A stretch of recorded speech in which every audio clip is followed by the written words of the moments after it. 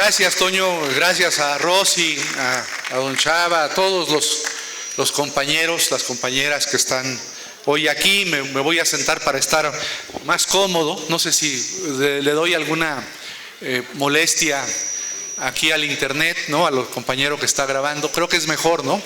Así estaré. Y vamos a ir hablando, gracias, Rosy, vamos a ir hablando pues de este tema de la austeridad. Pero sí me gustaría enmarcarlo como debe ser, porque así se ha enmarcado, en el contexto de lo que se llama la cuarta transformación, ¿no? Como ustedes saben, hoy todo el mundo, sean simpatizantes o no de Morena, hablan, las personas y la prensa escribe sobre eso, de la cuarta transformación. Y pocas personas, algunos compañeros nuestros sí, se han dado a la tarea pues de explicar, de comentar lo que es la cuarta transformación, en qué consiste. Hace unas semanas estuve en el estado de Coahuila y me invitaron a la universidad ahí de Coahuila a hablar del tema de la cuarta transformación. O sea, es un estado, como ustedes saben, los estados del norte, a diferencia de los estados del centro y los estados del sur, pues es un estado pues sin mucha politización, ¿no? Es un estado que ha sido gobernado desde el inicio del régimen revolucionario en el siglo XX por un solo partido político. Ahí ni siquiera ha habido alternancia en el estado de Coahuila, siempre ha gobernado el PRI. Conocen solamente ahí en el estado de Coahuila al PRI y al PAN, y ahora por los acontecimientos del 2018, donde tuvo una importante presencia electoral Morena, pues también conocen algo de Morena. Pero no hay una formación política en los ciudadanos, ni siquiera en los estudiantes. Los estudiantes que me escucharon en esa ocasión eran estudiantes de posgrado, de ciencias sociales, algunos abogados, politólogos. Había personas ahí, algunos activistas en materia de derechos humanos, y querían saber pues qué era lo de la cuarta transformación, cómo podía yo explicarla. Y entonces lo que hice fue una exposición muy esquemática, que brevemente la voy a comentar con ustedes. Me imagino que otros compañeros que han venido ya han hablado de esto, tal vez con otros énfasis o matices diferentes a los míos. Yo les decía a los estudiantes de la Universidad de Coahuila que podemos hablar de la cuarta transformación desde una cuádruple perspectiva. Una perspectiva filosófica, una perspectiva histórica, que es la más habitual, una perspectiva política y una perspectiva jurídica. Filosóficamente, ¿qué podemos decir de la cuarta transformación? Muchos de ustedes han oído hablar al licenciado López Obrador y a dirigentes de Morena hablar de algunos aspectos filosóficos importantes. Por ejemplo, cuando habla Andrés Manuel de la revolución de las conciencias. ¿A qué se refiere Andrés Manuel y otros dirigentes de Morena o simpatizantes del movimiento? ¿A qué se refieren cuando aluden a la revolución de las conciencias? Yo creo que se aluden a una forma distinta de organizarnos como personas, a una forma distinta de ser humanos y a una forma distinta de organizarnos con los otros. Los fundamentos filosóficos de la convivencia en México en las últimas décadas, sobre todo a partir de los años 80, han sido fundamentos muy individualistas. Tal vez siempre lo hemos sido, profundamente individualistas. Ha sido una sociedad, la nuestra, y las personas que la componemos, pues además de individualistas, egoístas, somos personas muy poco dadas a pensar en términos colectivos, en términos comunitarios, con excepción tal vez de los pueblos originarios de nuestro país, que tienen una fuerte raigambre comunitaria, colectiva. Pero nosotros, las clases medias, las clases populares, las clases medias altas. No pensamos en términos colectivos, en términos comunitarios, no pensamos en términos de fraternidad, no pensamos en términos de solidaridad en relación con los otros. Entonces, cuando se habla de la cuarta transformación en términos filosóficos, lo que se nos está invitando es que pensemos no solamente en nuestros intereses individuales, no solamente en nuestros intereses egoístas, sino que pensemos en términos de comunidad también.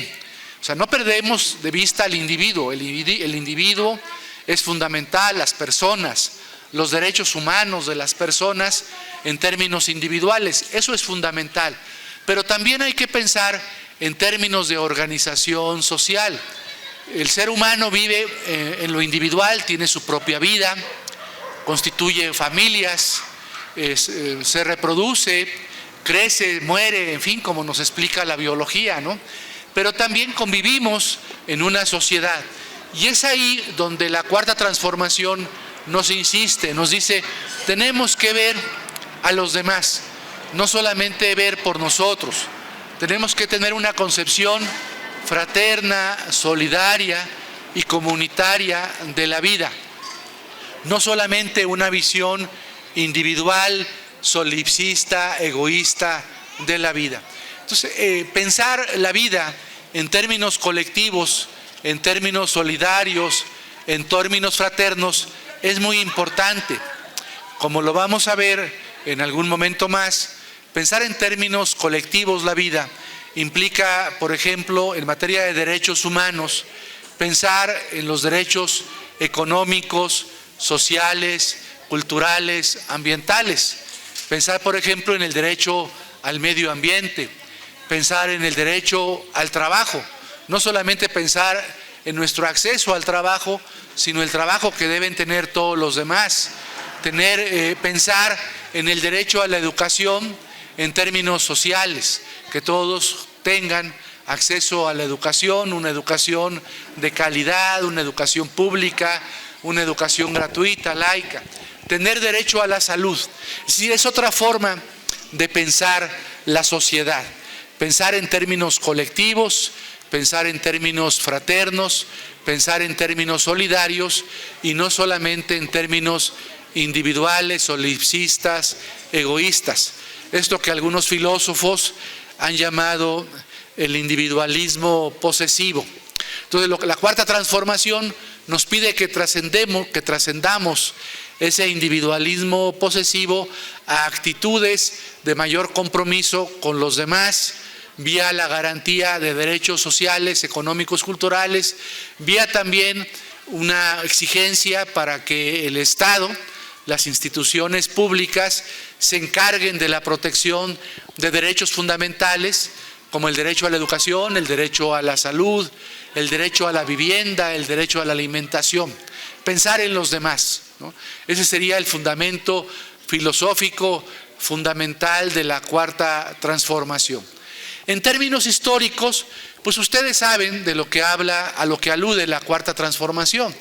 En términos históricos, la cuarta transformación es un planteamiento muy interesante, porque es asumir que este movimiento, que este partido político que se llama Morena, no solamente busca tener el acceso al poder, mantenerse en el poder, como cualquier otro partido, ¿no? Todos los partidos que compiten en los procesos electorales, pues lo que les interesa es ganar las elecciones y mantenerse en el poder el mayor tiempo posible. En el caso de Morena no es así, o no debe ser así, aunque sea para algunos dirigentes así. No debe ser así. Se está pensando llegar al poder, no para llegar al poder y mantenerse en los cargos públicos, sino para realizar profundas transformaciones sociales, políticas, culturales e históricas. En la historia mexicana ha habido 3 transformaciones: la independencia, la primera; la reforma, la segunda transformación; la revolución, la tercera transformación. Y se quiere que este triunfo electoral, ocurrido el 1 de julio del 2018 sea un cambio político, un cambio electoral que trascienda lo político y lo electoral, un cambio donde la sociedad realmente se modifique. ¿Se modifique para qué? Se modifique para lograr una mayor igualdad social, para reducir la brecha entre propietarios y no propietarios, entre ricos y pobres, para reducir, por ejemplo, la brecha o los grandes problemas de corrupción que existen en nuestro país. Es una transformación que quiere un tipo de gobierno distinto, no para incrementar la burocracia. Y como dice Andrés Manuel en el tema al que me voy a referir, en el tema de la austeridad, para que todo el presupuesto se destine a pagar el gasto corriente del gobierno, a mantener la burocracia.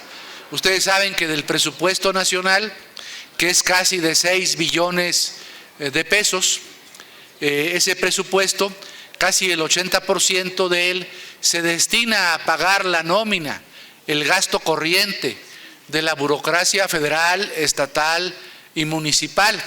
Otro porcentaje del presupuesto se destina al pago de la deuda interna y externa que tiene el gobierno.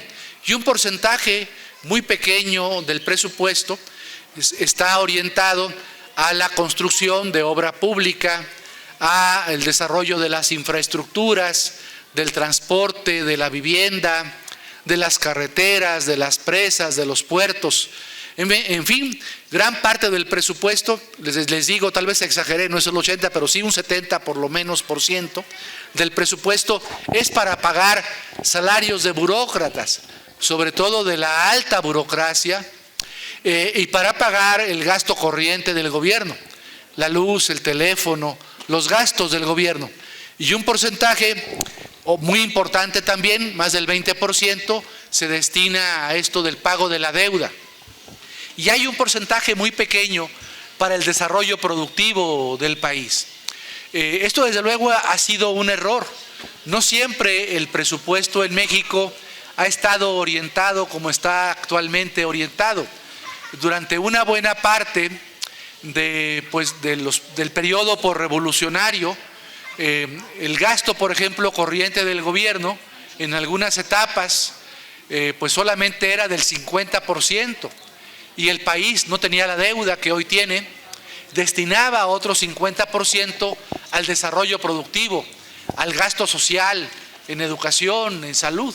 Entonces, lo que se quiere con la cuarta transformación es volver a orientar el gasto público, el presupuesto, a lo productivo, al gasto en educación, al gasto en salud, al gasto en alimentación, al gasto en el desarrollo de la infraestructura del país. Entonces, la cuarta transformación tiene que ver con todo esto, históricamente.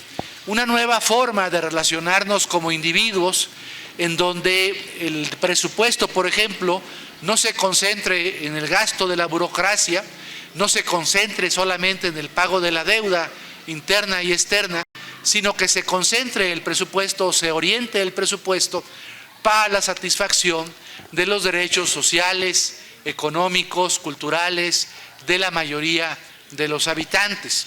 Pero también es una transformación histórica muy importante, porque se busca que sean gobiernos austeros, que sean gobiernos honestos, que sean gobiernos que se orienten a la satisfacción de los intereses de las mayorías nacionales y no sean gobiernos que se preocupen exclusivamente por defender los intereses de una minoría empresarial o social en el país, como ha ocurrido en los últimos años. Entonces, históricamente, esta transformación debe ser equivalente a lo que tuvimos con la independencia, con la reforma, con la revolución. ¿Cuál es la diferencia de la cuarta transformación con el pasado? La diferencia es que este cambio se va a realizar por la vía pacífica, se va a realizar por vías democráticas, se va a realizar a través de la lucha política, del consenso. Es decir, no se va a lograr mediante una revolución, como fueron las tres anteriores transformaciones históricas. Entonces, aquí hay un segundo fundamento histórico muy importante de esta cuarta transformación. Un fundamento político muy importante tiene también que ver en la forma de relacionarse el gobierno con los gobernados, ¿no? En el mundo entero hay una crisis terrible, aún en los países más avanzados o más civilizados, que es el divorcio que existe entre el gobierno y los ciudadanos. Hay un divorcio profundo. Por eso nosotros encontramos movimientos, por ejemplo, ahora mismo en Francia, el de los chalecos amarillos, pero los hemos visto en los últimos años en España, en Portugal, en Italia, en muchos países europeos, en los Estados Unidos, en Canadá, en donde los ciudadanos hacen un reclamo a sus gobiernos, no se sienten representados por los gobiernos. ¿Por qué? Porque esos gobiernos no trabajan para los ciudadanos, esos gobiernos trabajan para las élites económicas nacionales y transnacionales. Este es el fundamento político político-económico de la cuarta transformación. Andrés Manuel, cuando toma protesta como presidente el 1 de diciembre, en su discurso de la Cámara ante el Congreso de la Unión y el discurso que tuvo también en la plaza pública, en el Zócalo, si recordamos lo que dijo en ese discurso, aludió a estos fundamentos políticos y económicos de la cuarta transformación. Es decir, debe ser el gobierno, un gobierno que vuelva a acercarse con los ciudadanos, sobre todo con los más pobres, con los indígenas, con los pobres. Un gobierno que debe modificar el actual modelo neoliberal que ha pervivido en el país en las últimas décadas, en este país y en todos los países del mundo, tanto civilizados o desarrollados como no desarrollados. Es un cambio en el modelo neoliberal, es un cambio a lo social, un giro muy importante a lo social, una economía del bienestar, para que la economía no beneficie solamente a los grandes empresarios nacionales y transnacionales, sino que beneficie a las clases medias, a los pobres, a los indígenas de México. Entonces ese es el fundamento político, económico de la cuarta transformación. La crítica a ese modelo neoliberal, la crítica a una democracia puramente representativa. Por eso en la cuarta transformación es tan importante la democracia participativa, las consultas, lo serán más, la revocación de mandato, el referéndum, lo será cada vez más. Es una democracia que no considera que la democracia electoral representativa, aunque seguirá existiendo y es muy importante, es una democracia que debe ser complementada con la democracia participativa, consultas, referéndum, revocación de mandato, iniciativa legislativa ciudadana, entre otras medidas, con la democracia deliberativa, con la democracia comunitaria. Entonces, estos son parte de los fundamentos políticos y económicos de la cuarta transformación.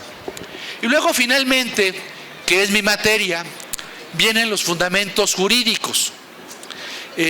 La cuarta transformación en este momento no está promoviendo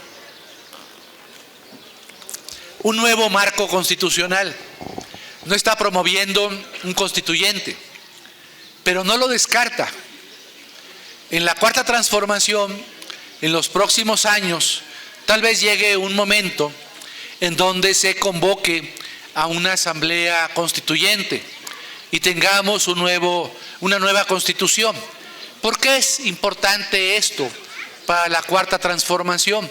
Porque las tres transformaciones anteriores, la de la independencia, la de la reforma, la de la revolución, concluyeron en una nueva constitución, ¿no? Después de la independencia tuvimos, varias constituciones, pero la más importante de ellas, la Constitución de 1824, la Constitución Federal. Antes tuvimos la Constitución de Cádiz, la Constitución de Apatzingán de 1814 y la Constitución Federal del 24. En la Reforma, después de la Reforma, hubo un proceso constituyente muy importante que derivó en la Constitución del 57. La Revolución Mexicana, la tercera transformación, concluyó o se plasmó jurídicamente en un texto muy importante que es la Constitución vigente, la Constitución de Querétaro del 17. Es posible que en la cuarta transformación este proceso político, económico, social, filosófico, desemboque también en una nueva Constitución. En este momento no se habla de ello, sino se habla de reformas muy puntuales a las que me voy a referir. Una de esas reformas pues fue la de la ley de las remuneraciones, que tocaré en este momento. La ley de la austeridad republicana. La reforma, por ejemplo, para crear en estos días, seguramente se aprobará la Guardia Nacional. La reforma, pues para aprobar el presupuesto, la ley de ingresos. La reforma, por ejemplo, para eliminar el fuero de los altos servidores públicos, incluyendo del presidente de la República. La reforma para establecer nuevos mecanismos de consulta ciudadana, de revocación de mandato. En fin, reformas, algunas de ellas que se han algunas aprobado y otras que se aprobarán en los próximos meses, ¿no? Entonces, estas reformas que parecen reformas coyunturales, reformas aisladas, no son reformas aisladas. Todas están vinculadas a los objetivos de la cuarta transformación. ¿Cuáles son esos objetivos? Los voy a repetir. La desigualdad, el combate a la desigualdad y a la pobreza. ¿Cómo se logra eso jurídicamente y administrativamente? Con los programas sociales que está impulsando el gobierno. El programa para jóvenes, el programa para personas adultas mayores, el programa para personas con discapacidad. Todos estos programas tienen por objetivo combatir la desigualdad social y la pobreza, sobre todo en las zonas más pobres del país, en las zonas indígenas del país. Entonces, un objetivo que es social, la desigualdad, la pobreza, se está en este momento enfrentando a través de programas sociales. Eso no significa que solamente a través de programas sociales, de los que habla tanto Andrés Manuel López Obrador, se vaya a realizar esa transformación de disminución de la pobreza y disminución de la brecha social entre ricos y pobres, sino que esos programas sociales van acompañados con otras medidas administrativas y jurídicas. Por ejemplo, la reforma en materia educativa para que todas las personas en la Constitución, en el artículo 3, tengan acceso a la educación. ¿Y cómo se va a lograr esto? Pues se va a lograr pues con una reforma por una parte constitucional que no estaba establecido así en la Constitución mexicana, para que todas las personas tengan reconocido el derecho a acceder a la educación desde el kindergarten hasta la educación universitaria. Si ustedes en este momento leen nuestra Constitución, la obligación del Estado para brindar educación pública gratuita, laica, es hasta la preparatoria. En este gobierno se está estableciendo la obligación, se va a modificar la Constitución para que la educación universitaria también sea obligatoria. Entonces, una medida de este talante, de esta magnitud, obligar a que el Estado garantice la educación universitaria y no solamente la educación preparatoria, no solamente la educación secundaria, no solamente la educación primaria, normal, preescolar, sino también la educación universitaria, pues implica un gasto importante en materia presupuestal. Esto, por ejemplo, está vinculado a una medida política anunciada por Andrés Manuel y que ya se comenzó a echar a andar, que es la constitución, la creación de 100 nuevas universidades públicas. Entonces, hay un propósito muy importante de atender este derecho a la educación, creando 100 universidades públicas nuevas, modificando la Constitución para que la educación sea obligatoria, incluyendo la universidad. En materia de salud pasa exactamente lo mismo. El seguro, por ejemplo, popular, que se ha eliminado, se va a reformular para que efectivamente en México todas las personas tengan acceso a la salud, aunque no estén cotizando en el Seguro Social o en el ISSSTE, que todas las personas tengan acceso a salud y que este derecho de acceso a la salud sea de calidad. Entonces vemos cómo ese objetivo tan importante, que es el combate a la desigualdad y a la pobreza, por un lado se enfrenta o se desarrolla o se logra mediante programas sociales de todos ustedes conocidos, pero también con reformas jurídicas a la Constitución, reformas administrativas como la creación de estas 100 universidades, como la reformulación del Seguro Popular para que todas las personas tengan acceso a la salud, a una salud de calidad.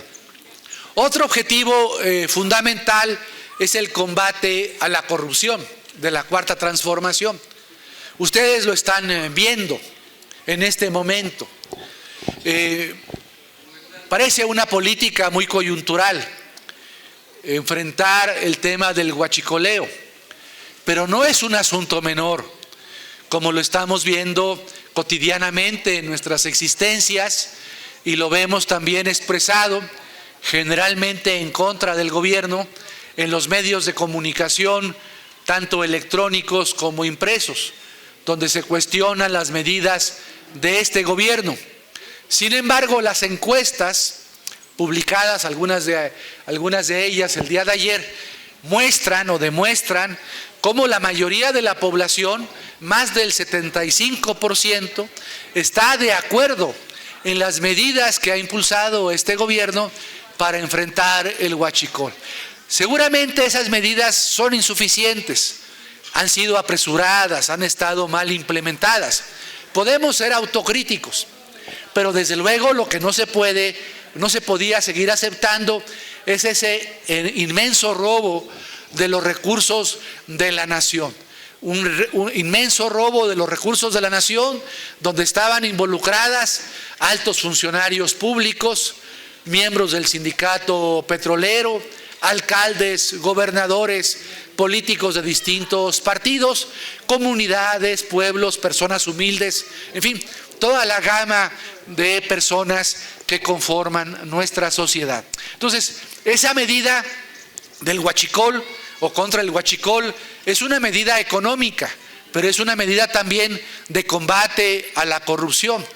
En este rubro de las medidas anticorrupción podemos ubicar las medidas o las reformas en materia de austeridad, reducir el gasto corriente en el gobierno.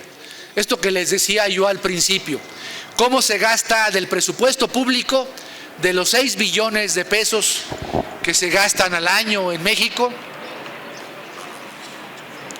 cómo el 70% de ese presupuesto es para pagar a una burocracia, sobre todo a una burocracia dorada, y gastos enormes del gobierno. Todos ustedes, si han tenido algún contacto con el gobierno federal, con el gobierno local, con los gobiernos municipales, saben de lo que les digo, Las grandes prestaciones de la alta burocracia, el pago de viáticos, el pago, por ejemplo, de seguro de gastos médicos mayores, que ya se suspendió, que representaba un gasto millonario para el gobierno, un seguro que tenían derecho algunos burócratas de determinado nivel, el que se llama seguro de separación individualizada, que también ya se eliminó, en donde el burócrata ponía el 10% de su sueldo y el gobierno ponía otro 10%, para que al final de su trabajo, de su función pública, pues eso se le sirviera como un ahorro, una bolsa de ahorro. Todos esos programas ya han sido eliminados. Ya no hay seguro de gastos médicos mayores, por lo menos no en el gobierno federal. Ya no existe el seguro de separación individualizada. Se están reduciendo muchos gastos, por ejemplo, de viajes al extranjero, de viáticos a funcionarios públicos, gastos innecesarios que había en el gobierno. Esa reducción es muy importante, como también es la reducción salarial. Esa reducción salarial que ha sido fuertemente cuestionada, ¿no? Hay más, como ustedes lo leen en los periódicos, más de 20,000 amparos de altos funcionarios públicos en contra de la decisión, pues que es una decisión constitucional, no es una decisión del presidente de la República, es una decisión que existe en la Constitución desde el año de 2009. En el año de 2009 se reformaron distintos artículos de la Constitución. Uno de ellos, esta iniciativa se debió en esa época, no sé si era diputado o senador, Pablo Gómez, pero sé que fue él. Pablo Gómez propuso una reforma a distintos artículos de la Constitución, al artículo 75, al artículo 127 de la Constitución, al artículo 134 de la Constitución, para establecer esto que está hoy en boga, ¿no?, que todos ustedes conocen, que señala que nadie puede ganar más que el presidente de la República. Esta norma está contemplada en el artículo 127, se las voy a leer a ustedes para que la conozcan.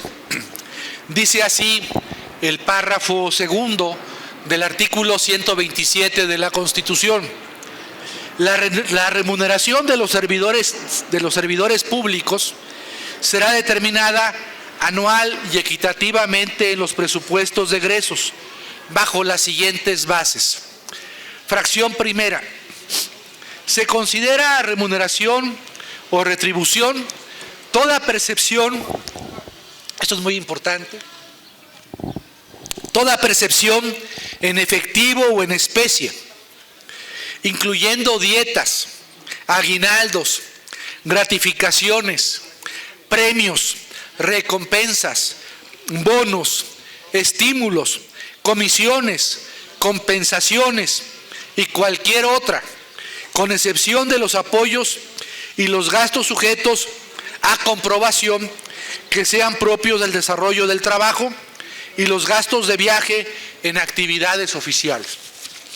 Fracción segunda: ningún servidor público podrá recibir remuneración en términos de la fracción anterior por el desempeño de su función, empleo, cargo o comisión mayor a la establecida para el presidente en el presupuesto correspondiente.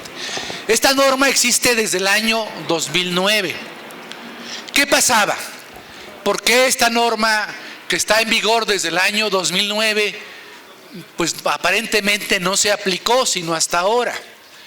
Porque los presidentes de esa época, el presidente Calderón y el presidente Peña, pues no disminuyeron su retribución.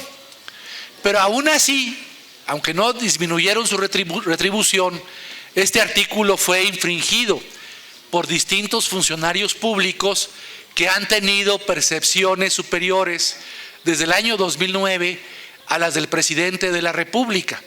Por ejemplo, los funcionarios titulares del Banco de México, el gobernador del Banco de México, son funcionarios que han tenido tradicionalmente salarios superiores a las del presidente de la República.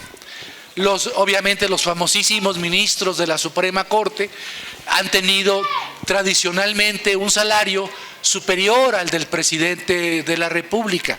Y esta norma no se ha cumplido, no se había cumplido. Y hubo intentos porque se cumpliera, pero no se acataba, ¿no? En este gobierno, como ustedes saben, una de las primeras medidas legislativas del Congreso, electo el 1 de julio, fue aprobar una ley secundaria, una ley reglamentaria del artículo 127, que se conoce como Ley de Remuneraciones. Esa ley lo único que hace es hacer cumplir lo que establece el artículo 127. Nadie puede ganar más que el presidente. ¿Y cuál será el salario del presidente? Pues 108,000 pesos. Ha habido una gran inconformidad en la administración pública, en el Poder Ejecutivo, porque los del Poder Ejecutivo no tienen para dónde hacerse. Ellos tendrán, no son un poder, son el poder, perdónenme, son el poder en donde está el presidente de la República.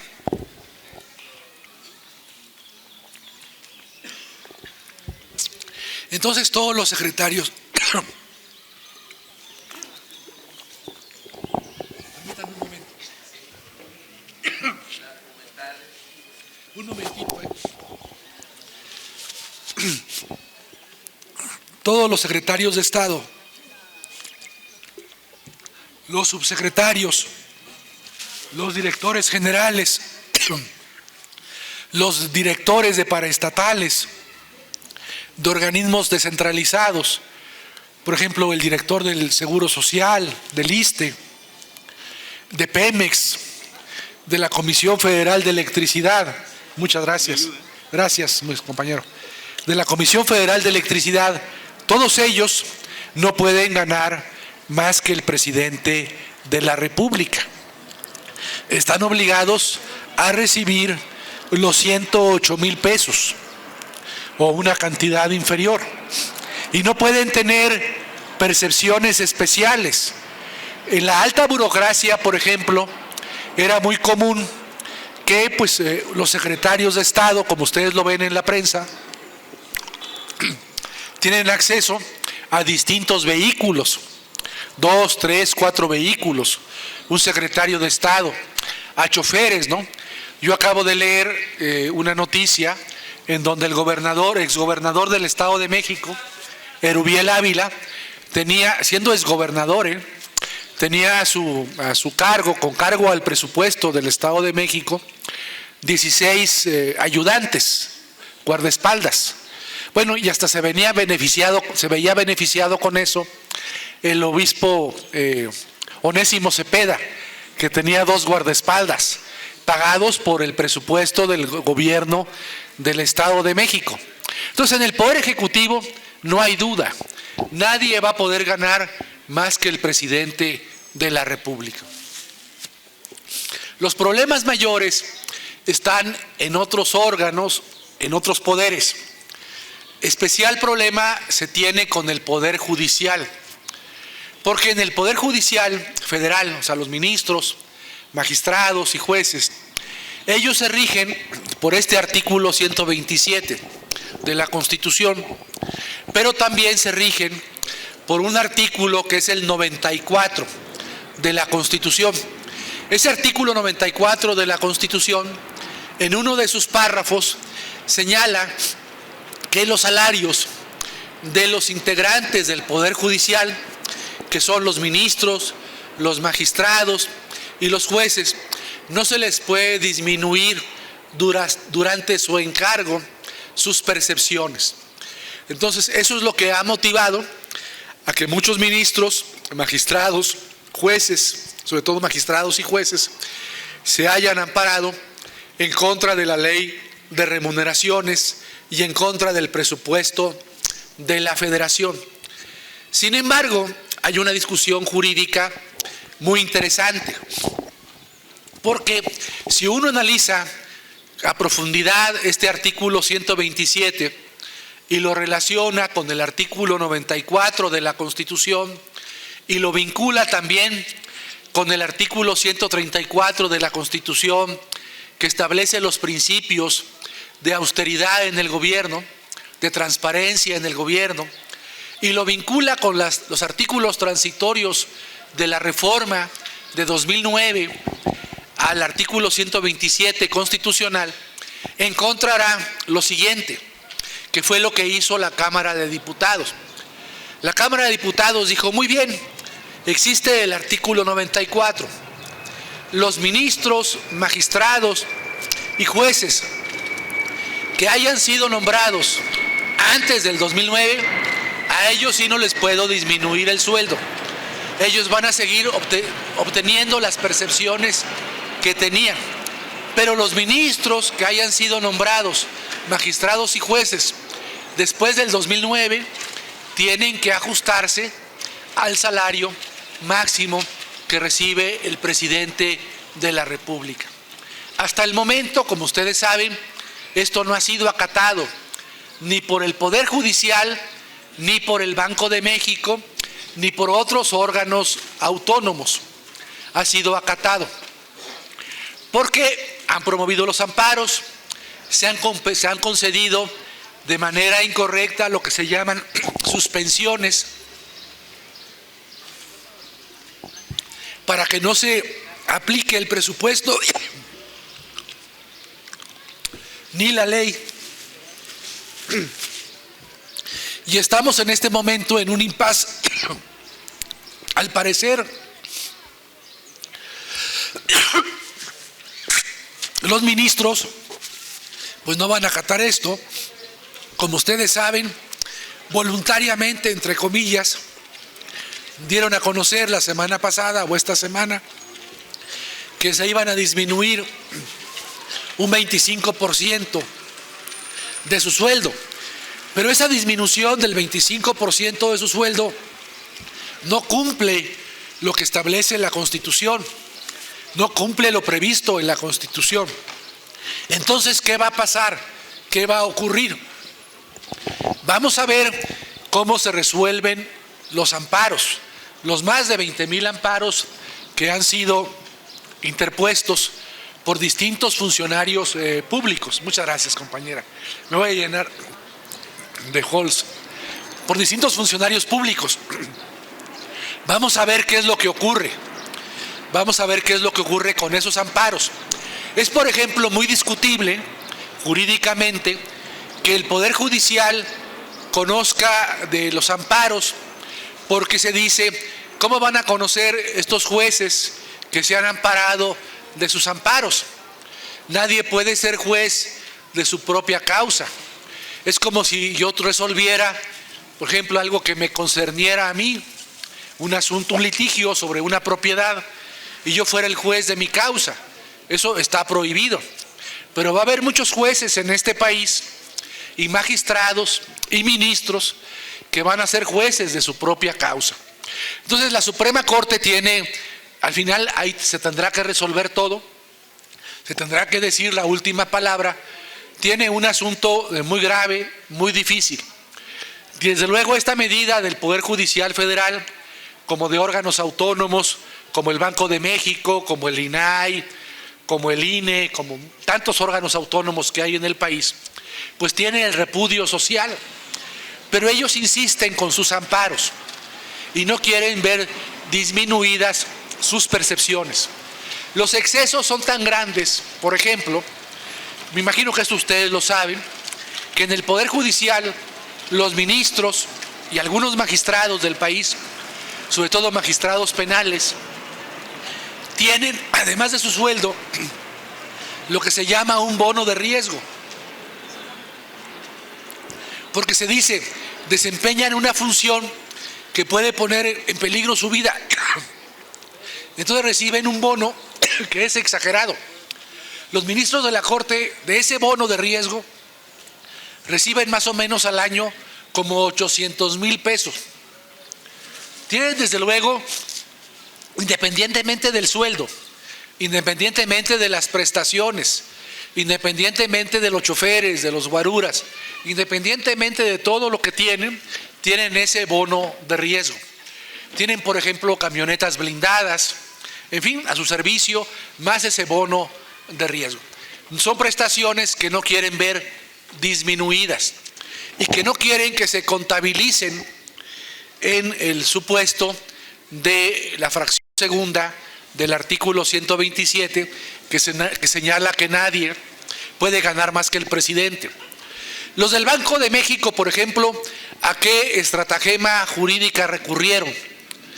El propio artículo 127 estableció una salida que a mí no me parece, pero la estableció, y dice que en algunos casos, cuando la labor pública, la función pública, implique un desempeño especializado de alta capacitación, un servidor público puede tener hasta un 50% más que el sueldo del presidente.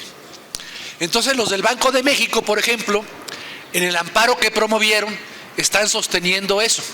Desempeñamos una función de alta especialidad técnica, de alto conocimiento científico, tenemos derecho al menos a un 50% más de los 108,000 pesos que va a ganar el presidente de la República.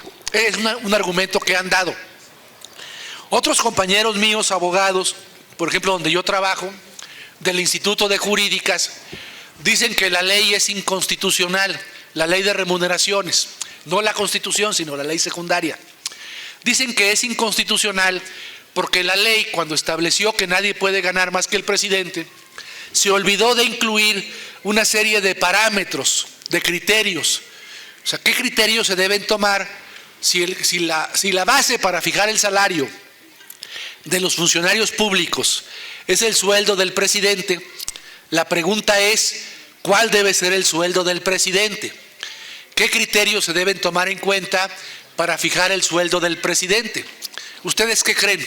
¿Cuáles serían los criterios para fijar el sueldo del presidente? Porque si fijáramos el criterio, por ejemplo, del salario mínimo, pues tal vez los 108,000 pesos es demasiado, ¿no? ¿Cuál es el salario mínimo? Un poco más de 100 pesos, ¿no? 102 pesos. ¿Cuánto es eso al mes?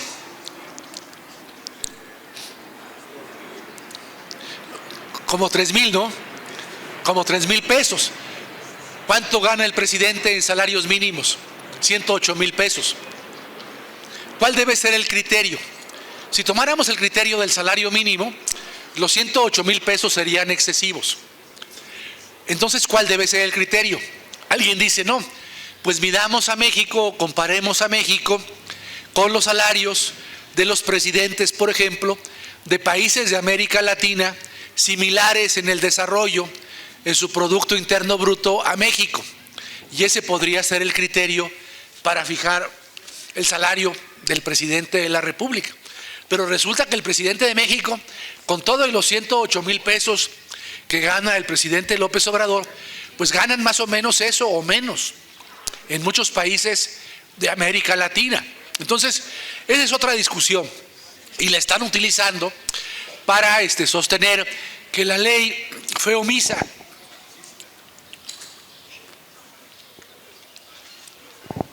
Al no haber establecido esos criterios para fijar cuánto debe ganar el presidente de la República. Vamos a ver, lo bueno de toda esta historia es que durante este año veremos el desenlace de lo que les estoy contando. Este año la Suprema Corte de Justicia de la Nación tendrá que resolver esos 20,000 o más amparos que se han promovido, tendrá que fijar los criterios, tendrá que decir si la ley de remuneraciones es inconstitucional, tendrá que decir si hay excepciones al principio de que nadie puede ganar más que el presidente, si una excepción es lo del trabajo técnico, en donde se puede ganar hasta un 50% más, o si otra excepción es la del Poder Judicial, que a ellos no se les puede disminuir durante su encargo el salario. Vamos a ver qué es lo que resuelve el Poder Judicial, violando un principio, como les dije, pues del derecho internacional de toda la vida, un principio general del derecho. Nadie puede ser juez de su propia causa. Ese principio lo va a violar el Poder Judicial cuando resuelva los amparos, cuando resuelva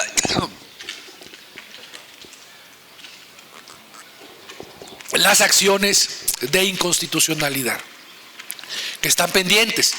Por cierto, en las acciones de inconstitucionalidad, ustedes saben que se promovieron algunas en contra de la ley de remuneraciones, y esto hay que decirlo para que la gente lo sepa. Una la promovió, fíjense nada más, la Comisión Nacional de Derechos Humanos, porque la comisión, el titular de la comisión y los visitadores también serán afectados por el principio del artículo 127, porque ganan en este momento más que el presidente de la República. Entonces, ellos promovieron la acción de inconstitucionalidad y la promovieron los senadores de oposición. El ministro ponente, el ministro Alberto Pérez Dayán, así se llama, de manera ilegal, al admitir a trámite la acción de inconstitucionalidad, suspendió la aplicación de la ley. Esto fue totalmente indebido. Por eso algunos legisladores de Morena han promovido un juicio político para destituir a este ministro. ¿Por qué fue indebido? Porque la ley reglamentaria del artículo 105 de la Constitución, que regula las acciones de inconstitucionalidad, establece en su artículo 64 que cuando se promueve una acción de inconstitucionalidad, la ley no debe suspenderse en materia de acciones de inconstitucionalidad. ¿Por qué? Porque esta figura de acciones de inconstitucionalidad no es como un amparo, no es como una controversia constitucional. Jurídicamente es una figura especial. La finalidad de esa figura, cuando la promueven los sujetos legitimados, las autoridades que pueden promoverla, la promueven simplemente para que la Corte analice o contraste si una ley aprobada por el Congreso es constitucional o no. Pero la finalidad de la acción de inconstitucionalidad no es proteger derechos. En los amparos sí, la finalidad del amparo es proteger derechos, como en las controversias constitucionales. En las acciones de inconstitucionalidad no. Y ese ministro Alberto Pérez Dayán otorgó una suspensión e impidió que la ley de remuneraciones se aplique. Es una gran violación. En la historia en México de las acciones de inconstitucionalidad, esta figura existe en el derecho mexicano desde el año de 1994. De 1994 a la fecha, en ninguna acción de inconstitucionalidad, en ninguna, la Corte o un ministro de la Corte había concedido una suspensión de una ley. Repito, se conceden suspensiones en amparos, en controversias constitucionales, pero no en acciones de inconstitucionalidad. Entonces, ese segundo objetivo de la cuarta transformación jurídico, que es el combate a la corrupción, se está atendiendo con estas medidas: austeridad, ley de remuneraciones, combate al huachicoleo, pero no solo. La próxima semana seguramente ya tendremos en el país al fiscal general de la República. La próxima semana el Senado va a remitirle al presidente 10 nombres para que de los 10 nombres el presidente escoja una terna. Esa terna regrese al Senado y el Senado nombre al fiscal general de la República.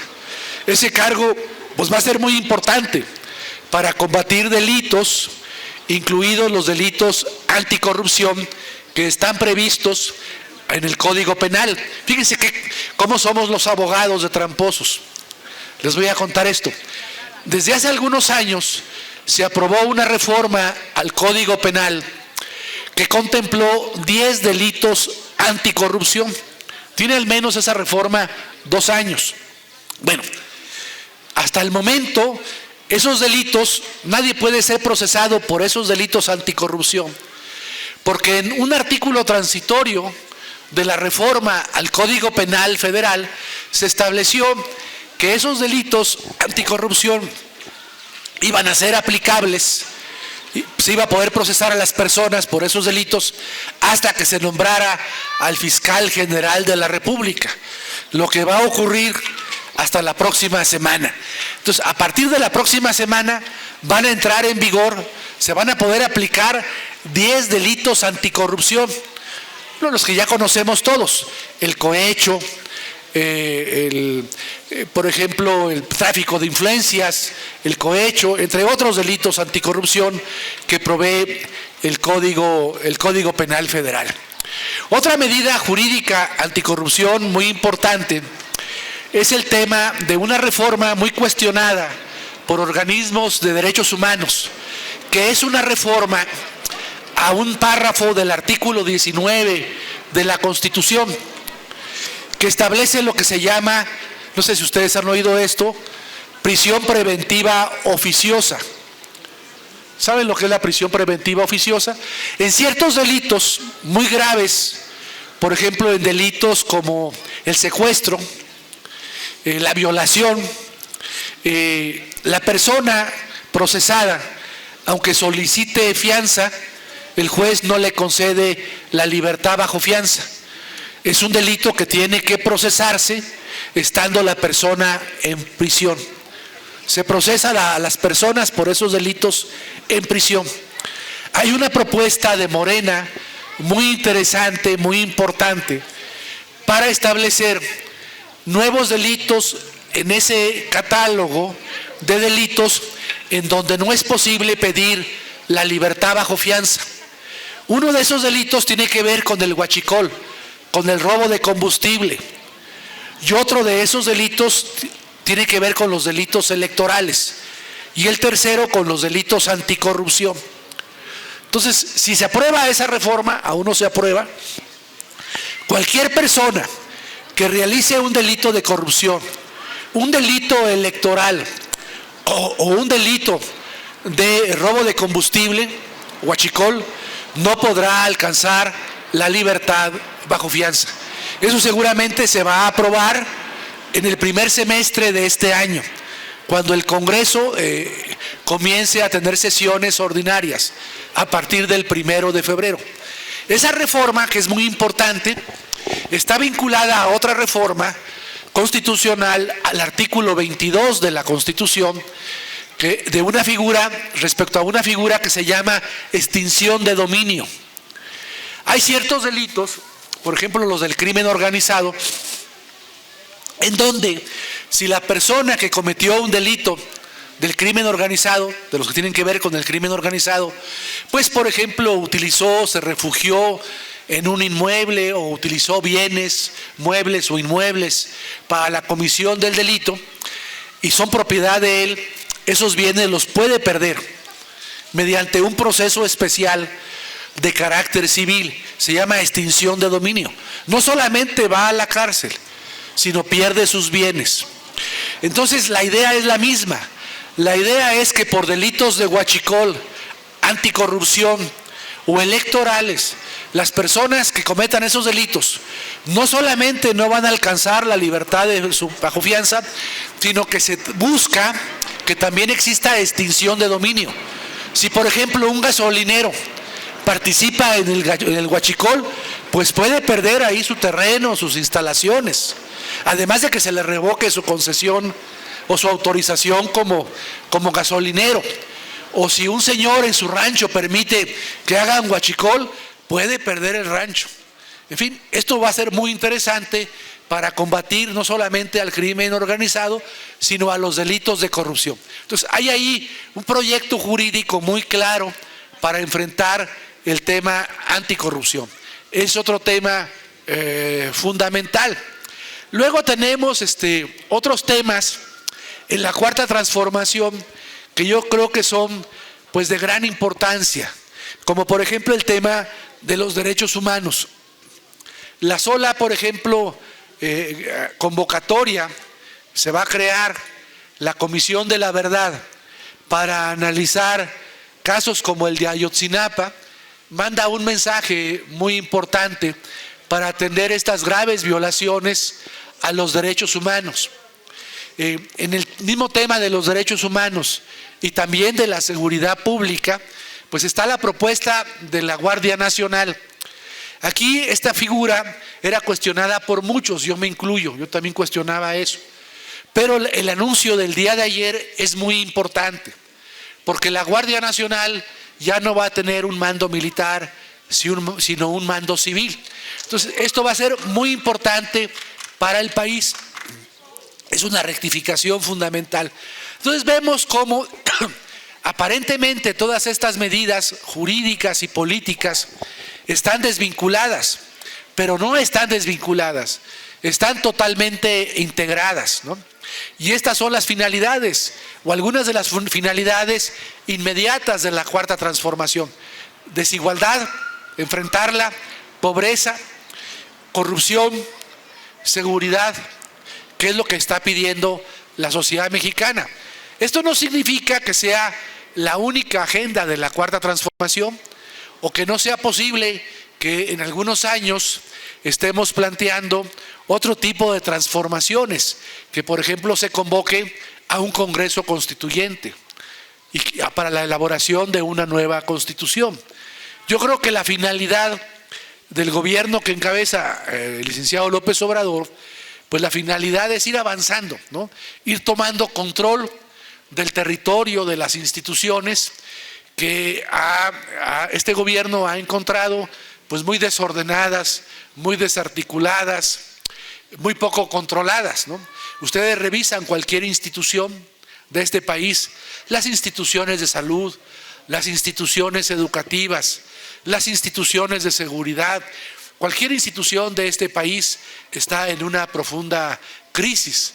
Las universidades públicas están en crisis. En fin, lo que se busca en estos 3 primeros años del mandato es tomar control de las instituciones, reducir en la medida de lo posible los niveles de corrupción existentes en México, disminuir los niveles de inseguridad en el país y desde luego también los profundos niveles de desigualdad y pobreza existentes. Para una vez que se pueda tomar control, una vez teniendo el control de las instituciones, del aparato gubernamental, de las estructuras económicas, de las estructuras sociales de este país, pasar a un planteamiento radical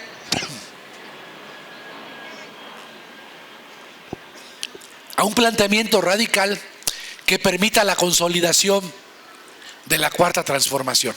Bueno, con esto he terminado, ya no puedo casi hablar y estoy a sus órdenes, a cualquier comentario.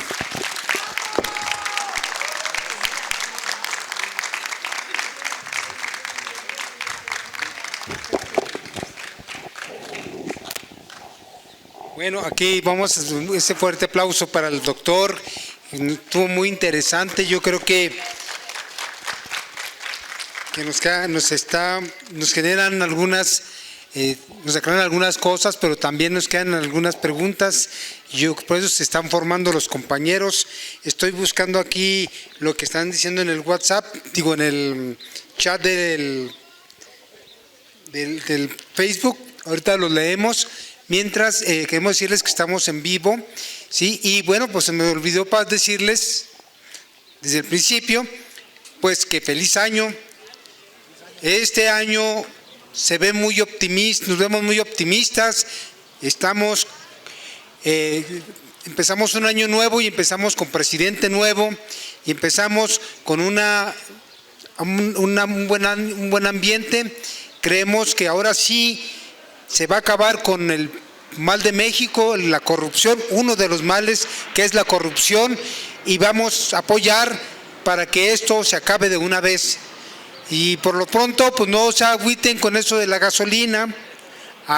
Yo creo que vale la pena aguantar un ratito.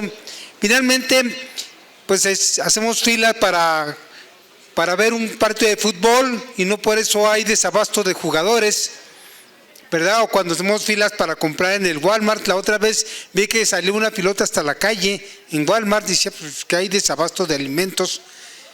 pues parece que no, entonces no se pongan nerviosos, no hagamos caso de los llamados de alarma, de alerta, eso de que que se está acabando la gasolina y que tranquilos, finalmente no nacimos en carro, así es que podemos hacer las cosas caminando, tenemos un sistema de transporte muy interesante, el metro, un ratito llegamos al centro o a donde vayamos, podemos ir caminando hasta, miren, estoy bajando la panza, caminando muy bien, nos aguantamos muy bien. Entonces, abrimos pues paso a las preguntas y también les pedimos el apoyo ahí para que de la alcancía, para seguir haciendo carteles, volantes y todo esto. Y de una vez, antes de que se me pase, para la próxima semana vamos a tener el tema el subjetivismo neoliberal y su sentido común, reflexiones y análisis con el antropólogo social y escritor Carlos Prigolini. Sí, vamos a tener aquí el tema muy interesante, vale la pena porque tiene mucho que ver con asunto de que la gente cree o ve, se le cierra el mundo porque no hay gasolina, porque tienen que hacer fila por situaciones de este tipo y se siente como que el mundo se está acabando, ¿verdad? Pero no pasa nada. Entonces tiene mucho que ver con esto del sentido común y el subjetivismo neoliberal, de cómo nos han preparado para que sentamos que las cosas no funcionan sin este tipo de situaciones. Imagínense un mundo sin celulares, pues se siente... encontraríamos un caos, muchos tirándose del edificio, tendríamos suicidios por todos lados, así es que no pasa nada. Entonces ahora sí abrimos la participación a las preguntas. Compañero. Sí, Toño, muchas gracias. Bueno, felicitar al compañero que nos acaba de dar un excelente resumen de lo que está vigente ahorita. Muy necesarias esas palabras. Yo tenía una pregunta. El Ejecutivo se escoge por elecciones, el Legislativo también, por ende sería posible que el Judicial también pasara a elecciones, que esa sería una cosa magnífica para que el pueblo... cuando llegan a esos extremos, bueno, más bien a esas alturas, va junto el conocimiento con la soberbia. Usted ahorita acaba de decir que los funcionarios del banco que son especialistas, y entonces la especialidad va junto con la exigencia, esa es una soberbia pues mal entendida, ¿no?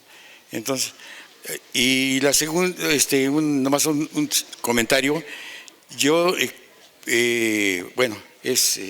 aventuro esto, que los ductos tengan aledañas obras civiles, no sé de qué tipo, prefabricados de concreto, para cubrirlos, etcétera, que son, ahora se pueden hacer muchos elementos prefabricados, se tiende la línea y pues una protección, ¿verdad? Que podría, ese es mi comentario nada más. Muchas gracias.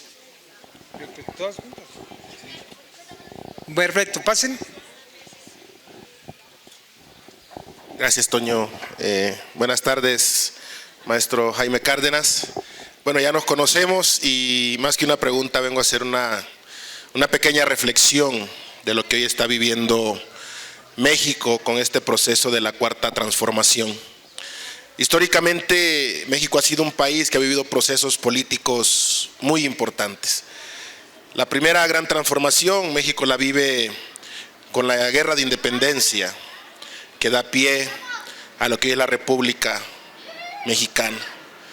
Posteriormente viene un proceso muy difícil después de la independencia, que son las leyes de reforma con Benito Juárez García, que también fue doloroso para este país. Una tercera parte importante de este proceso que ha vivido México tiene que ver con la revolución de 1910. Y hoy México vive un proceso muy interesante. Yo lo podría comparar incluso con una especie de enfermedad, porque esto lo que México ha vivido en estos 30 y pico de años es una enfermedad, es un cáncer que se enquistó en las instituciones y hoy está sufriendo una metástasis dolorosa en todos los sentidos. Yo lo comentaba una vez, no me acuerdo si fue aquí en Buzón o en algún otro espacio donde impartía una conferencia, que iba a ser difícil poder sacar ese tumor enorme que tenía la sociedad mexicana, que tenía el país en sus instituciones. Un enorme cáncer que había carcomido las instituciones en México en todos los sentidos. Y hoy los pasos que está dando Andrés Manuel López Obrador en ese sentido son pasos muy importantes. Esa metástasis que está sufriendo y se está muriendo la corrupción en México, se está acabando la corrupción en México y obviamente todavía ese monstruo enorme se niega a morir, se niega a querer dejar lo que por muchos años ellos detentaron, que es ese privilegio de haber destrozado este país.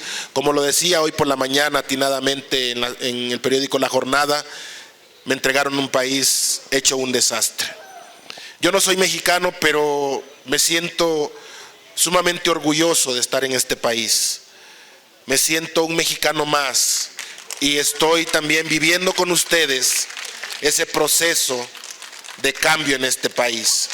Creo que como sociedad y como mexicanos, y yo me sumo también a ustedes como un mexicano más, aunque no tengo un documento, un pasaporte, pero tengo un documento migratorio, que tenemos que luchar por un México mejor, que tenemos que ser fuertes y tomados de la mano, tomarnos también todos los mexicanos y alcanzar la mano de Andrés Manuel López Obrador para que tengamos un México mejor, un México de esperanza, un México de paz, un México de tranquilidad. ¡Viva México! Vivan ustedes los mexicanos y sigan luchando por su país. Viva la libertad, viva la democracia, viva México. Feliz año a todos.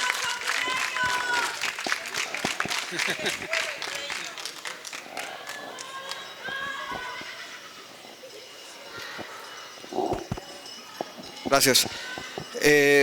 Felicidades, maestro. Como siempre es un placer escucharle. Por ahí el autor Ferdinand Lasalle, en una de sus obras titulada ¿Qué es una constitución?, hace una crítica y una postura reflexiva en cuanto a la forma de hacer constituciones, a la discusión parlamentaria, la discusión jurídica de cómo hacer una constitución y qué se entiende, qué debemos entender por constitución. Aquí se ha hablado mucho de ese tema. Sin embargo, me parece que esta postura del plan de austeridad pues viene a ser un simple mejoralito al tema de las finanzas públicas, al dinero que al final del día el ciudadano de a pie pues padece en el bolsillo, ¿no? Es muy pequeño, es muy hasta insignificante, me atrevo a decir, el dinero destinado a la burocracia en general, en los 3 niveles de gobierno. Ha habido voces críticas que se han pronunciado en el sentido de que si realmente queremos lograr una justa retribución, una justa distribución de la riqueza, tenemos que exigirle en primer término que paguen los impuestos pues esas 16 familias que concentran más del 70%, ¿no?, de la riqueza en este país, y a nivel global pues es otro esquema muy parecido, sino hasta peor. Me parece, sin demeritar las discusiones parlamentarias que han tenido los compañeros, sobre todo de Morena y de los partidos coaligados, me parece importante ir encaminándonos a la reducción de privilegios, a la desaparición de pues estas posturas adineradas y esta lógica de incursionar en el servicio público para hacernos de dinero. No, tenemos que romper con ese esquema y hacerlo de forma meritoria, honorífica, que quien realmente busque gobernar, que quien realmente busque un espacio público, pues que tenga una convicción de servir, más allá de generarse un futuro económico, ¿no? Quisiera preguntarle, maestro, por qué en estas discusiones acerca de la Guardia Nacional los medios atacan como locos pues la propuesta original de Andrés Manuel, y se han atrevido a decir que la UNAM, donde usted pues forma parte del Instituto de Investigaciones Jurídicas, de la facultad, etcétera, pues se ha dicho, la UNAM, el POLI, hasta la ONU rechazan tajantemente esta idea de la Guardia Nacional. ¿Qué es la UNAM? ¿Qué es el instituto? ¿Quiénes forman parte? ¿Dónde están los alumnos? ¿Dónde están las voces críticas de los abogados, de los estudiantes de Derecho? No se dejan ver, sino que aparentemente se asimilan en torno a esta voz derechista que se opone a todo lo que un gobierno progresista como el de Andrés Manuel pues está tratando de implementar. Gracias. Muy bien, pásenle. Seguimos adelante. Buenas tardes, maestro. Felicidades. Buenas tardes, compañeros. Quisiera hacer una reflexión a algunos de los puntos, a uno en particular de los puntos tocados por el maestro Cárdenas. Él hablaba de que para llevar a cabo la cuarta transformación, pues es necesario implementar muchísimos cambios, muchísimas acciones, y una de ellas que ya estamos viendo es el combate al robo de combustible que ya inició nuestro presidente. Este asunto no es un asunto menor, señores. Este camino que ha tomado nuestro presidente, si llegara a fracasar, el gobierno va a quedar atado de manos. Él mismo en sus conferencias matutinas ha mencionado que el gasoducto que viene de Poza Rica hacia Azcapotzalco ya fue saboteado 3 veces. Esto de mencionar saboteado es algo muy delicado, señores, porque ahorita lo han saboteado con unos pinchazos únicamente el ducto, pero espérense que vengan los sabotajes con explosivos, con dinamita. Ahí es donde va a venir el caos, ahí es donde va a venir realmente donde la sociedad se puede voltear hacia el gobierno, porque van a decir que no están pudiendo controlar a las mafias, que no están pudiendo ser eficientes en el abasto de combustible, y todo eso se le va a revertir al gobierno. Necesitamos estar alertas. El mismo presidente anunció el día de ayer en su conferencia matutina que se ha implementado la segunda etapa contra el robo de combustible. ¿Cuál es esa segunda etapa? La vigilancia de los ductos por vía aérea. ¿Qué significa esto? Que realmente la situación está crítica. Y yo los invito, compañeros, que si nosotros como personas mayores no podemos ir a vigilar un ducto a la Sierra Negra de Puebla o a la Sierra Madre Occidental, podemos hacer en los ductos que cruzan la Ciudad de México para llegar a los depósitos que hay en la Ciudad de México. Porque si ustedes no lo sabían, hay ductos que vienen de Veracruz, vienen de Salamanca, vienen de Tula, llegan a la Ciudad de México a abastecer las 4 unidades de abastecimiento que tiene Pemex. Una de ellas es Azcapotzalco, la otra es Barranca del Muerto, otra está en Iztapalapa y hay una más que no recuerdo en este momento, se me escapa la memoria. Pero hay ductos que alimentan a esas bases de alimentación. Debemos estar alertas, organizar comités de vigilancia. Si no podemos ir a apoyar en la vigilancia que está llevando ya a cabo el gobierno desde el día de ayer, vía aérea, a través de helicópteros y unidades de transporte aéreo, podemos hacerlo en los ductos que hay en la Ciudad de México. Porque si esto fracasa, realmente va a ser una batalla perdida. Créanme que yo cuando veo a las personas formadas en las gasolineras con botes y garrafas para llevar gasolina, no me trago el anzuelo. Yo sé que es gente que ha movido los enemigos de la cuarta transformación para hacer quedar mal al gobierno. ¿Para qué creen ustedes que quiere una persona ir a comprar 5 litros de gasolina, llevárselos a su casa, ponérselos a su vehículo y salir a la calle y a las 10 cuadras quedarse parado? Es absurdo, señores. Algo más está pasando aquí. Esa gente está movida por los enemigos de la cuarta transformación. Debemos estar alertas. Yo traigo aquí en electrónico una propuesta para tratar de mitigar esta crisis que consiste en lo siguiente. Proponer un esquema de abasto de combustible hacia los vehículos de la siguiente manera: que se cargue combustible únicamente de lunes a viernes y hasta donde les alcance el combustible para moverse en sus unidades. Que el día lunes carguen los números 1 y 2, que el martes carguen 3 y 4, que el miércoles 5 y 6, el jueves 9 y 0, porque no puede ser el viernes porque no circulan esos números, y el viernes 7 y 8. Que cargaran esos días su combustible, llenaran su tanque y hasta donde les alcance el combustible. Y que empiecen a hacer uso de los transportes públicos. O sea, no forzosamente tenemos que movernos en automóvil. El mismo presidente ha pedido apoyo a la población. Entiendan ese llamado no solo hacia los pequeños burgueses, pequeños o medianos burgueses, que si no se mueven en auto, no se mueven a ningún lado. Es un llamado para todos, a los que tienen auto y los que no tienen auto, que dejen sus privilegios, que realmente vean que este es un esfuerzo que nos tiene que traer beneficios a todos. Eso sería todo, compañeros, y felicidades, maestro. Sí, miren, sí es importante, pero yo voy a hacer aquí una pequeño paréntesis. No hay que caer en el alarmismo. Sí. Siempre va a ser así.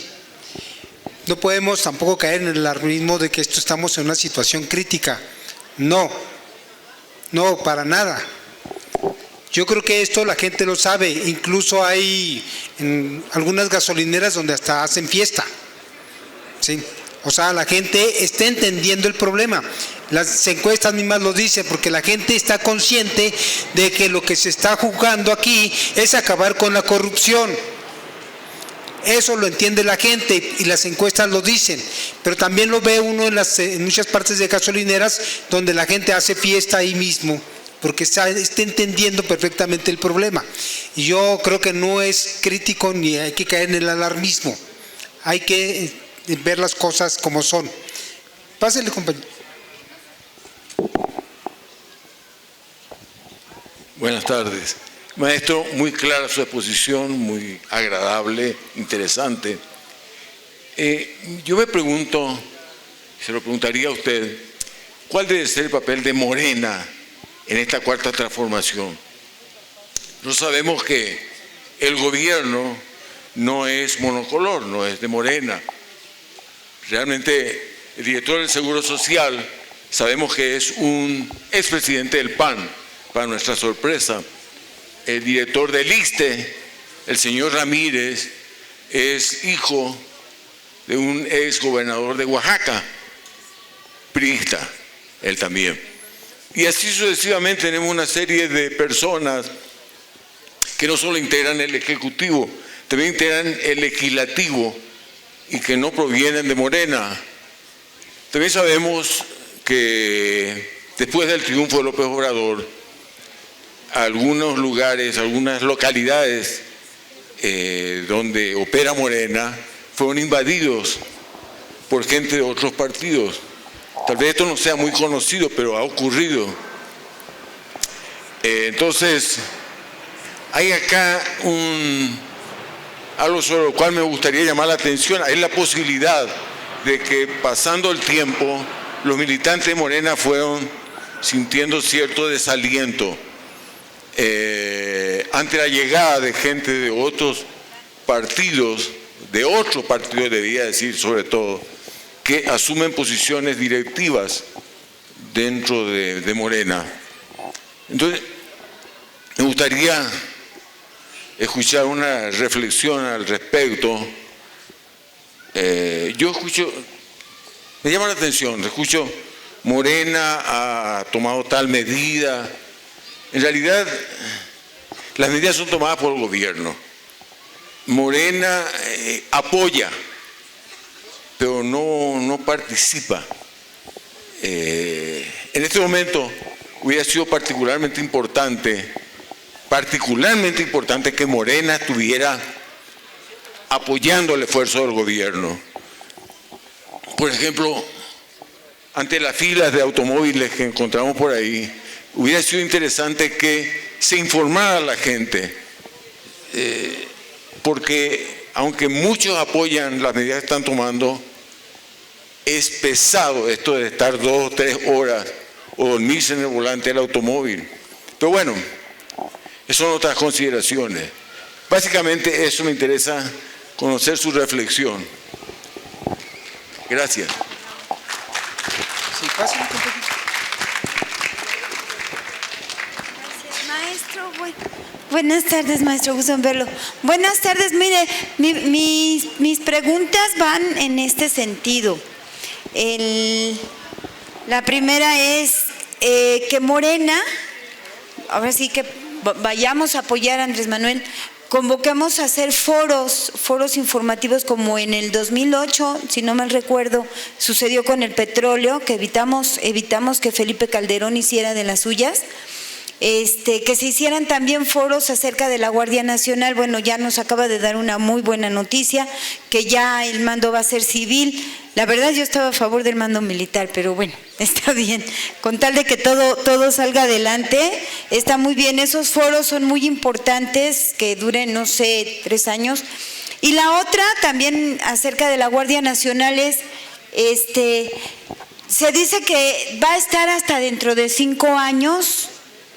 Luego hablaron por ahí que los 3 primeros años, o sea, no se informa bien y pues aquí decirle a Tatiana, ¿no? Así, si alguien la conoce, porque salió muy asustada que si había un mando militar, que de seguro, y las próximas elecciones iban a estar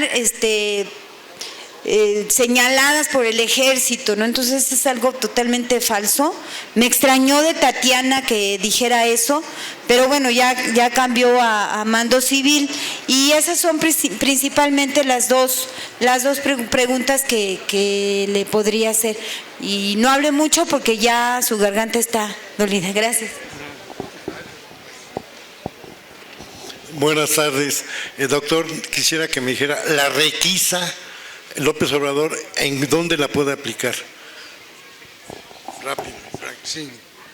Pasen. Buenas tardes, compañeros. Doctor Jaime, seré tácito. El constitucionalista Jorge Carpizo, que en paz descanse, decía que el presidente tenía facultades metaconstitucionales. ¿A qué se refería con esto?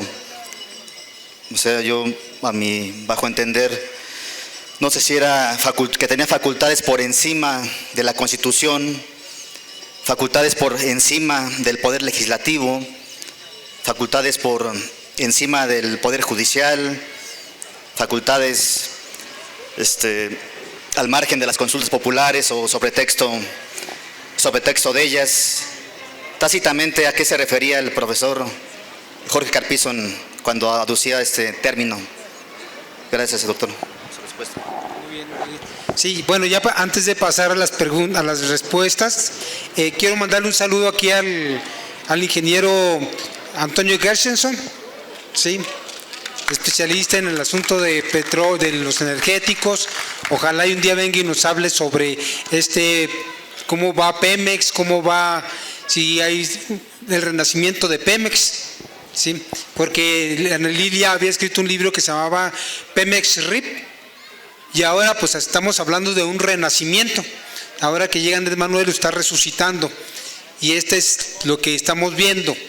Con este ataque a los huichicoleros, pues vemos que es un primer rescate a Pemex, o sea, el renacimiento de Pemex, que nos pudiera hablar sobre este tema alguna vez que lo invitemos.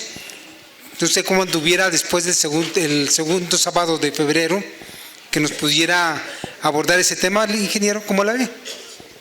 Ya aquí inmediatamente.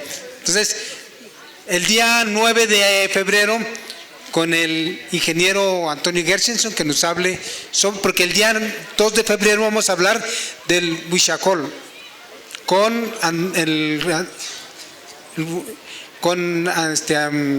Ángel Valderas Puga, el ingeniero Ángel Valderas Puga, y luego ya abordamos la resurrección de Pemex. Licenciado, le paso el micrófono.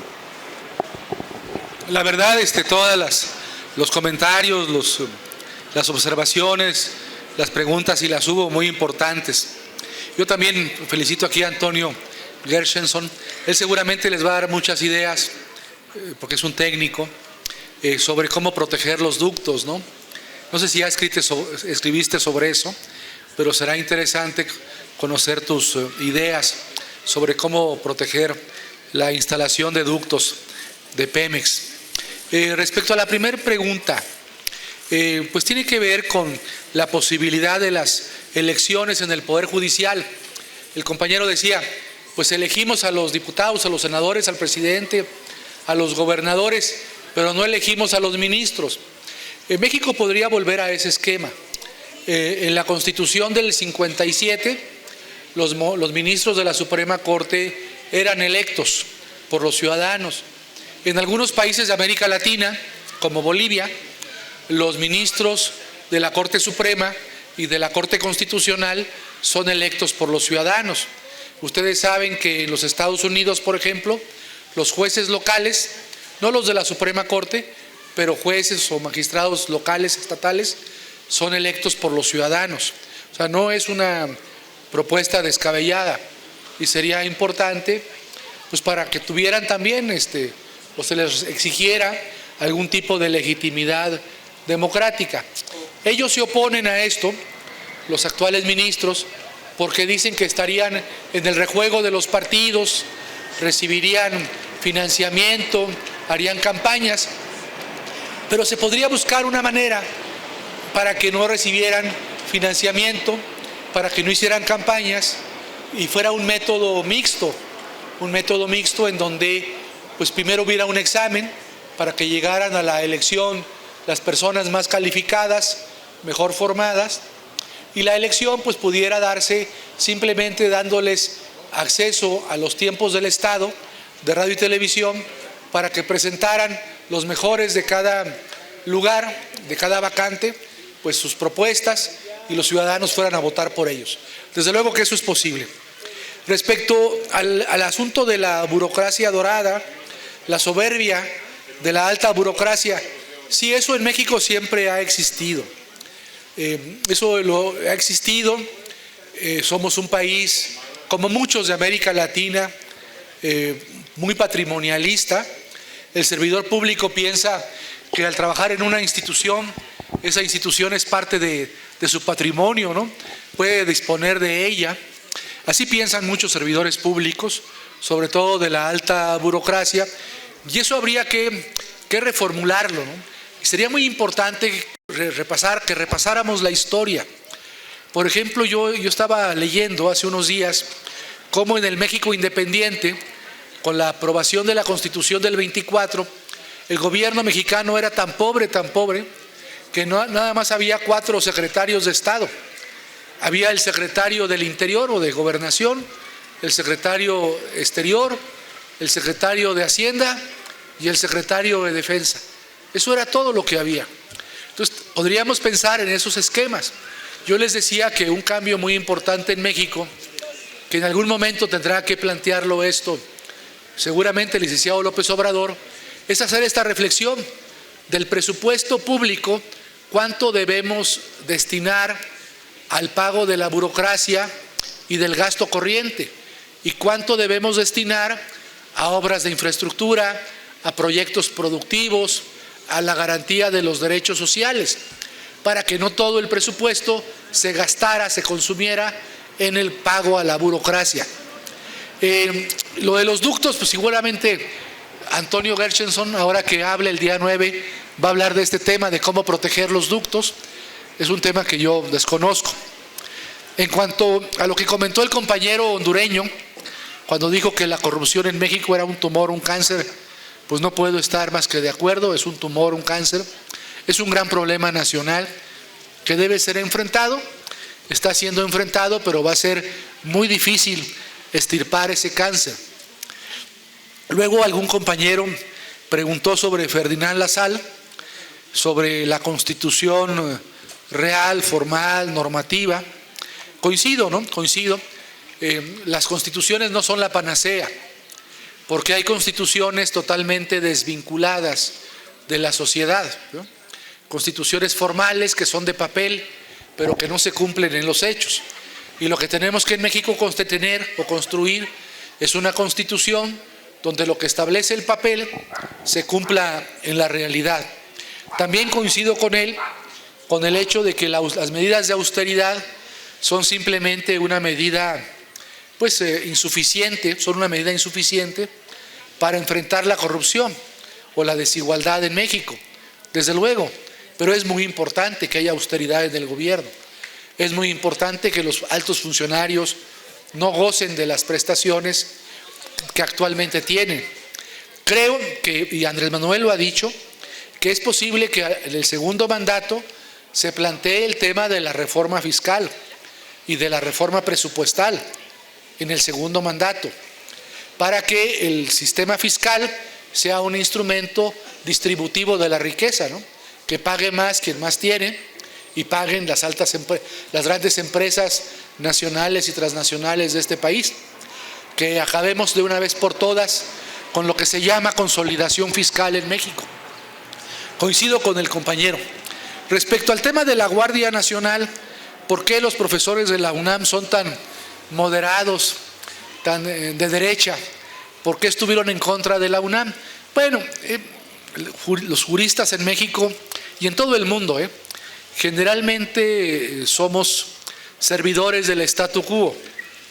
Entonces suele ser una clase, o solemos ser, me incluyo, una clase muy conservadora, defendemos el statu quo y por eso no encontraron ustedes voces críticas en la UNAM que tuviesen una agenda distinta respecto al tema de la Guardia Nacional. Esa es la razón, el conservadurismo jurídico existente en nuestro país. Respecto a lo que dijo compañero, usted es ingeniero, trabajó en Pemex, ¿no? Las propuestas de él son muy interesantes. Desde luego que el tema del huachicol no es un tema menor.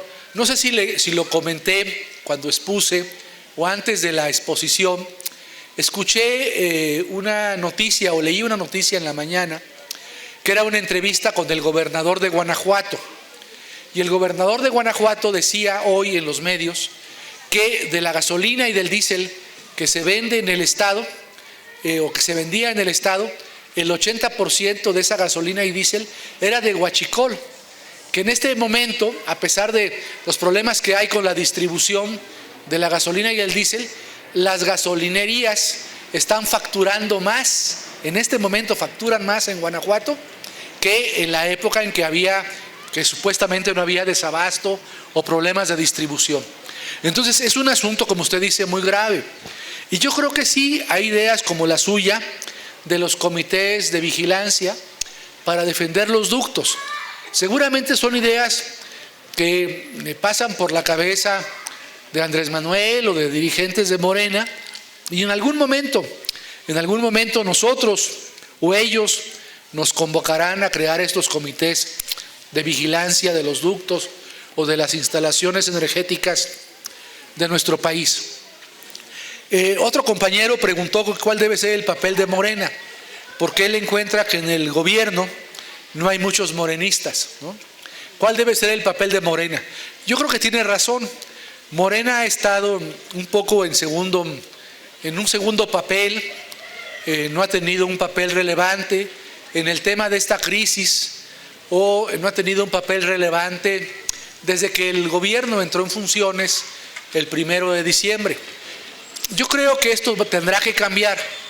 Ustedes saben que va a cambiar, de hecho va a cambiar, tendrá que cambiar, porque la propuesta es que el 50% del financiamiento público que recibe Morena se destine a la capacitación de cuadros, al fortalecimiento de estos círculos de estudio. Entonces yo creo, bueno, no le quiero dar noticias, ni lo quiero entusiasmar a Toño, ni a Rosy, pero yo creo que sí va a haber recursos, muchos recursos para este tipo de ejercicios como el que hacemos nosotros.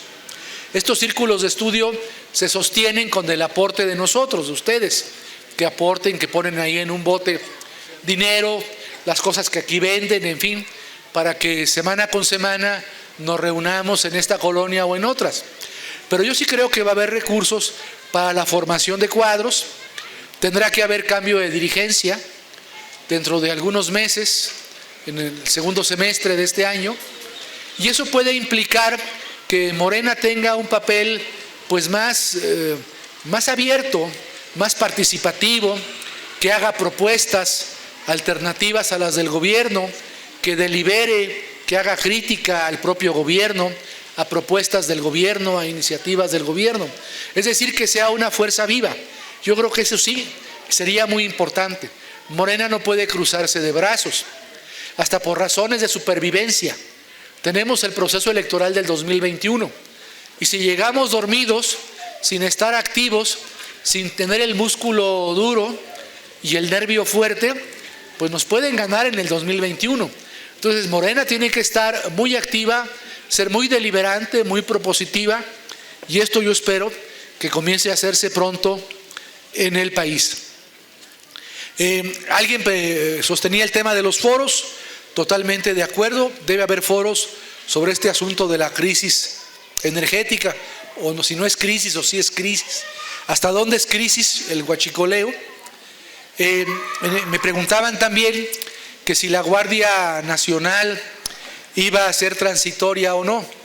En el esquema de mando militar, la Guardia Nacional iba a ser transitoria.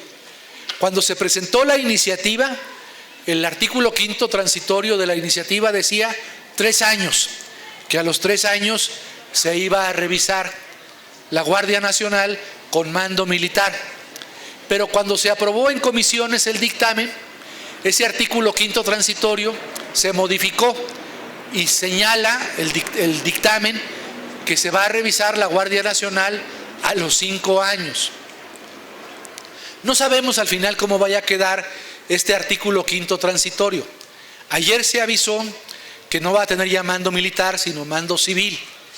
¿Qué va a ocurrir? Bueno, ustedes saben que la próxima semana hay un periodo extraordinario de sesiones del Congreso. Se va a discutir el tema de la Guardia Nacional.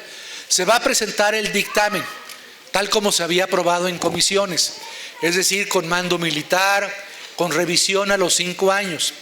Pero en el proceso parlamentario hay una figura que se llama reserva.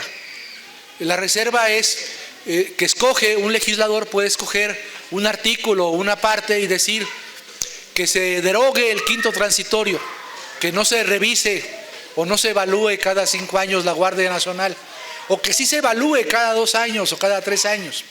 Entonces va a haber ese tipo de reservas en la discusión parlamentaria. Aún no sabemos cómo va a quedar aprobada la Guardia Nacional. Lo sabremos hasta que concluya el proceso parlamentario. Es decir, lo estaremos sabiendo a finales de este mes. A finales de este mes, cuando concluya el periodo extraordinario, vamos a saber cómo aprobó la Guardia Nacional el Congreso de la Unión. De ahí tiene que pasar después a los congresos locales. En los congresos locales se debe aprobar la propuesta con el 50% más 1. Después se hace una declaratoria en el Congreso y se publica en el diario oficial la reforma. Entonces aún no sabemos cómo va a quedar. Yo creo que va a quedar con mando civil. Y si queda con mando civil, tal vez no sea muy necesaria la evaluación cada 5 años. Pero es posible, creo que parte de las negociaciones de Morena con el PRI y con el PAN va a ser aceptar eso, que se evalúe cada 5 años. Y se va a evaluar cada 5 años. Eso va a ser interesante. Ahí nosotros también tenemos que estar, como decía el compañero, muy atentos, opinando. Ojalá que no solamente haya foros sobre el huachicol, sino también sobre el tema de la Guardia Nacional, ¿no? Ahorita te doy la palabra cuando termine, para no cortar lo que estoy diciendo.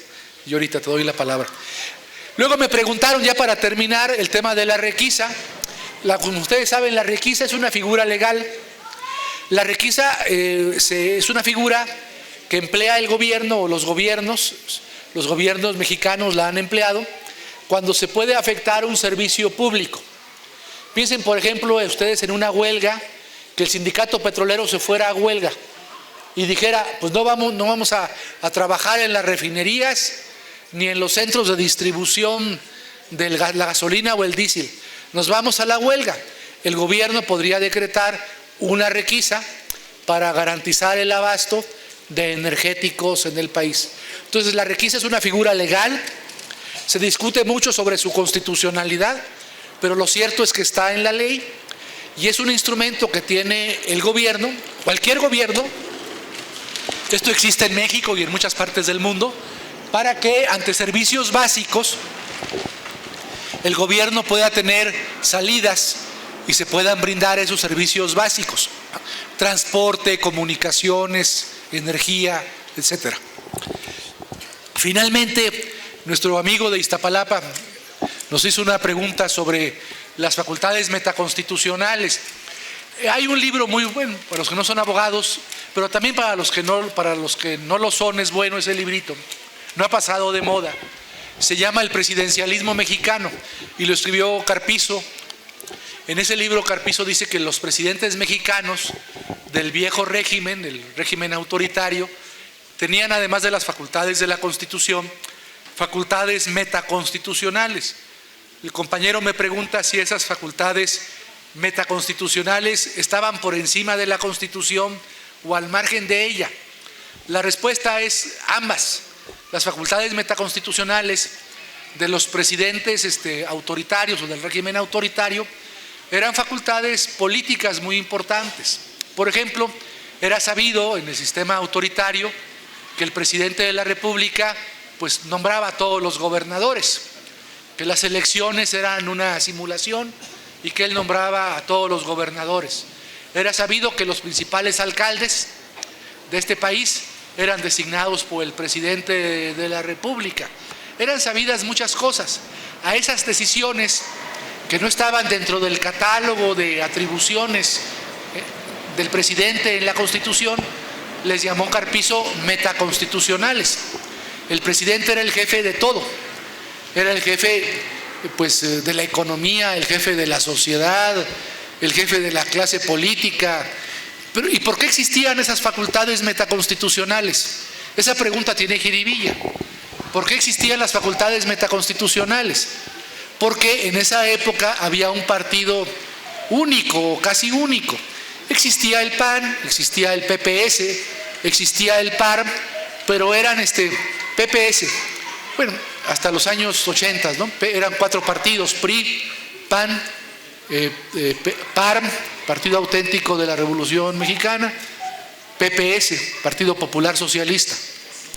Eran los partidos que existían. Pero eran partidos testimoniales, eran partidos que no ganaban elecciones, y si ganaban elecciones no les reconocían los triunfos. Entonces el PRI tenía carro completo. Pues por supuesto que el presidente estaba en esa tesitura por encima del Congreso, por encima de la Corte, por encima de todos. Esto de las facultades metaconstitucionales viene a cuento porque ahora los críticos de Andrés Manuel dicen eso. Dicen que va a ser un presidente como los del viejo régimen, va a estar por encima del Congreso, va a estar por encima de los gobernadores, va a estar por encima de los órganos autónomos, de la Corte. Si fuera cierto eso, pues no tendríamos a una Corte suspendiéndole la ley de remuneraciones. Si fuera cierto eso, no habría un gobernador como el de Jalisco, que está en contra de los superdelegados, o como el de Chihuahua, que ha criticado el plan de Andrés Manuel para la frontera norte del país.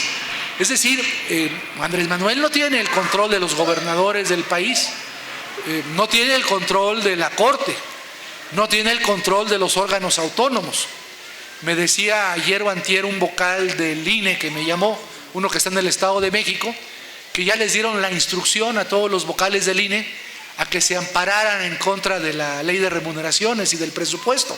Si tuviese el control de esos órganos autónomos, pues no harían eso, ¿no? Entonces quiere decir que no hay un control. Sí, hay una crítica muy consistente. Ayer terminé de leer, se lo recomiendo, en Letras Libres, en la revista esta de Krause, un artículo de Krause, donde hace una crítica muy fuerte a Andrés Manuel, que se llama El presidente historiador.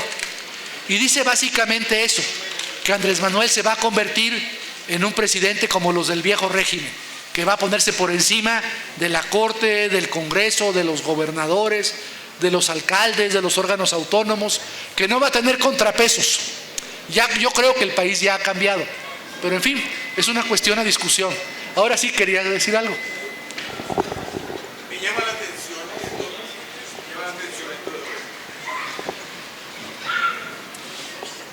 esto. Por tercera vez, me llama la atención esto de que la Corte Suprema hace de juez y parte en este caso que mencionó usted.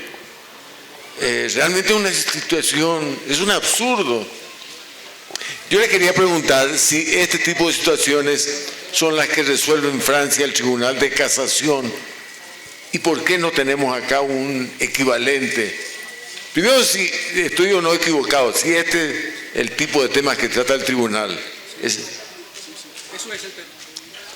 Sí, esto que dice el compañero es muy interesante. Hace unos días, estaba aquí un profesor amigo español de la Universidad de Valencia y me dijo, bueno, yo si fuera, imagínense, Andrés es tan respetuoso de la Corte que esto que les voy a decir lo podría hacer, pero que estoy seguro no pasa ni por su cabeza. Lo que podría hacer Andrés Manuel para quitarse de encima a la Corte, podría impulsar una reforma para crear un tribunal constitucional. Es lo que dice el compañero. En países donde hay cortes constitucionales o el Consejo de Estado en Francia, cuando hay un conflicto con el Poder Judicial, quien resuelve ese conflicto es una corte o un tribunal constitucional que no forma parte del Poder Judicial, ni del Ejecutivo, ni del Legislativo. Es una especie de órgano autónomo, pequeño, no es muy grande, pero con mucho poder. Y son los que determinan al final la constitucionalidad de las leyes, de los tratados, de las grandes decisiones. Entonces me decía este profesor de la Universidad de Valencia, ¿por qué tú no impulsas una corte constitucional? Le dije, porque seguramente el licenciado López Obrador no va a respaldar eso. Claro, lo podemos discutir. Y entonces decir, no, ni siquiera vamos a buscar que los ministros dejen el cargo, que se queden ahí, pero que sea un tribunal de legalidad, que conozcan de amparos, casación, en fin, cosas, y las cuestiones constitucionales fundamentales que las vea la Corte Constitucional. Y bastaría una reforma constitucional para crear esa Corte con personas afines a Andrés Manuel, abogados afines, abogadas afines, y se le pinta un violín al Poder Judicial, a la Suprema Corte. Pero Andrés Manuel, para que eso, respuesta a los críticos como Krause, es tan respetuoso de la Suprema Corte que no quiere eso, que no lo va a hacer. No lo va a hacer. Gracias.